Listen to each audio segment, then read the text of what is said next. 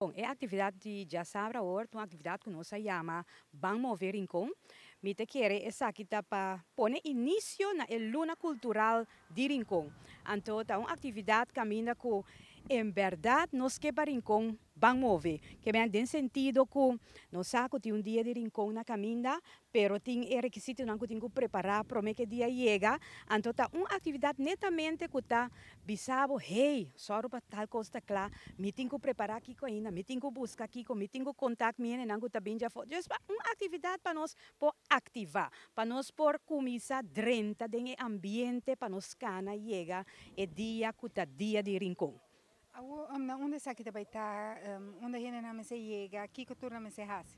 Ok, nossa atividade está começando às 6 horas da tarde e está começando na Plenchi, Noli Celestine, caminho que tem mais de bandeira que nós está normalmente riba dia de rincão.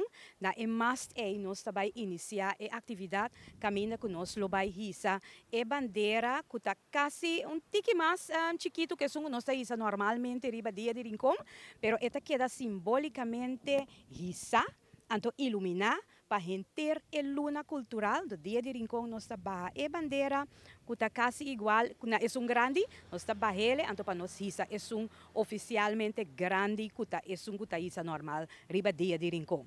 Então já nós start a atividade, então também com isso move rond Rincón. Passou já nós start com nós jovenang, que tá jovenang futebolista, deportista de Rincón, não tem encargo para que nós trabalhamos fackel, pero tá candela que tá simboliza energia, que tá simboliza que algo tá queimando, algo tá brotando, algo tá na caminha. Então, que bandela aqui, que candela aqui, não tá passando de para outro.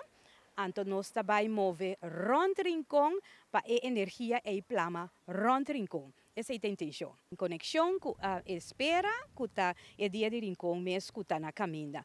Então, durante a atividade aqui também, me quer tur gente está ansioso passar bom tá aqui cotim den el luna aqui anterior inan tur gente lo haya sa pa medio de flyer an nossa parte pero e dia é também nossa lança riba nos medio nan de comunicação e luna su atividade nan kuting.